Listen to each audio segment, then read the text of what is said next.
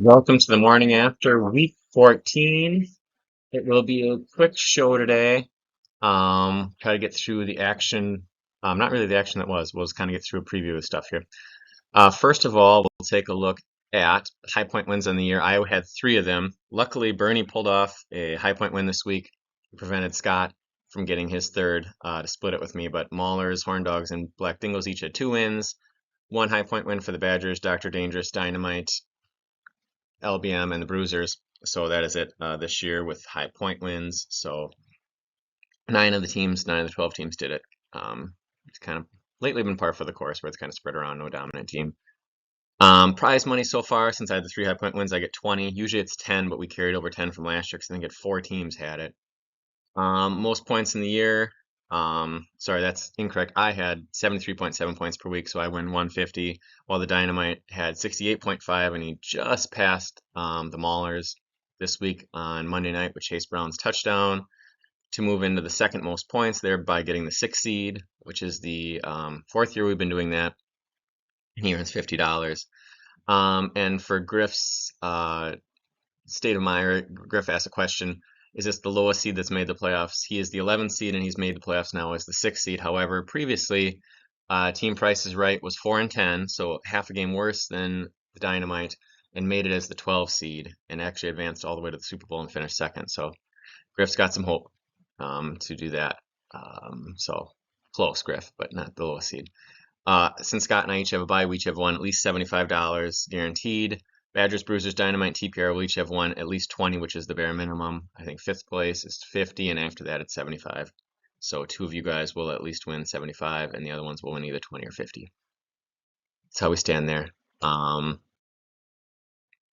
Next week in the wild card round, we'll see the Gargoyles battle, or the Dynamite, or the Pterodactyls battle the Bruisers, battle Team Price is Right, battle the Bruisers, four-way pod. There's a small points advantage for the Dynamite. I think he's got 1.6. Badgers have 1. I think Bruisers have 0.2, and then Team Price is Right at 0 since he had the lowest points of the four. As you see my note down there, I don't remember having so many kicker injuries. I mean, there's numerous guys who've been on IR all year, so it's been kind of strange. And this year, instead of doing a full deep playoff preview, I will do the just a quick one here. And then we'll look at next week the fantasy all-pro team. We'll have the all-pro team and then the fantasy awards and stuff like that over the next couple of weeks.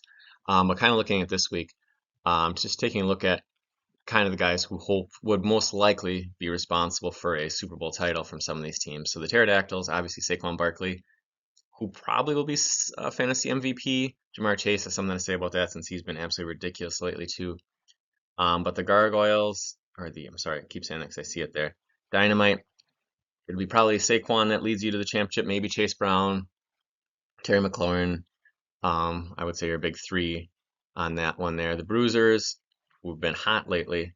Chuba Hubbard now is back to being the sole running back there in Carolina. Maybe Rashad White keeps it up if Bucky stays out, which I hope to God not. Jordan Addison's been on fire. And Brock Purdy's playing pretty well, so those will be the guys that would have to probably carry the Bruisers. As for Team Price is Right, Joe Mixon, obviously rough playoff schedule, but still he's been real good. Sam Darnold's been playing fantastically as well for the division winning Team Price is Right. And probably I would say maybe the Titans players, whether it be Pollard or Ridley, probably more so Pollard if he wins. It'd be something to do because I know he's got an easy schedule down the stretch. And the Bites is Badgers. By the way, Bruisers have win 5 in a row. They are the hottest team going in. Probably bad news though, because you were like, when is my bad week going to happen? But you never know. James Conner, consistency. As long as he stays healthy, and he stayed healthy this year, it'd probably be one of the reasons he pulls it off. If not, it'd probably be Amon-Ra, who's again consistent usually. Or arguably the best fantasy, the second best fantasy receiver in football this year, because Jamar Chase is head and shoulders above everybody else, but Puka's been awesome. Those would be the big three there. For my team, if I'm going to win it, it's probably going to be one of my quarterbacks, whether it be Burrow or Daniels, depending on the week. Jahmyr Gibbs, and Bucky Irving's health will be big for me because he's been fantastic when he's played.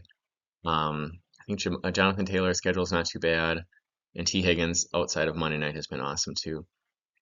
The Horn Dogs, Josh Jacobs has been really, really good. Touchdowns a lot lately. Um, Horn Dogs also have the best record in the league. Or best record in the league. Yeah, Tua's been great the last couple weeks. Guerrero, his good free agent signing. We'll see if he plays. I'm thinking he's going to be out this week, which benefits him for being off. He could be a big key down the stretch for him. Otherwise, JSN, probably the best Seahawks receiver this year. Those would be the three keys, in my opinion, for him to win it. So thanks everybody for tuning in. I kept it pretty short this week. Best of luck to everyone in the Wild Card Pod when you get to the Super Bowl. Hope you all stumble and suck. As for the OK Bowl, I'll kind of go over that next week. Remember, the Black Dingles and the Maulers. You guys have a bye this week, so you'll advance to the semifinals there. Um, and going from there to see who wins the coveted Jim Shavina Memorial Belt. Thank you very much, and have a good week.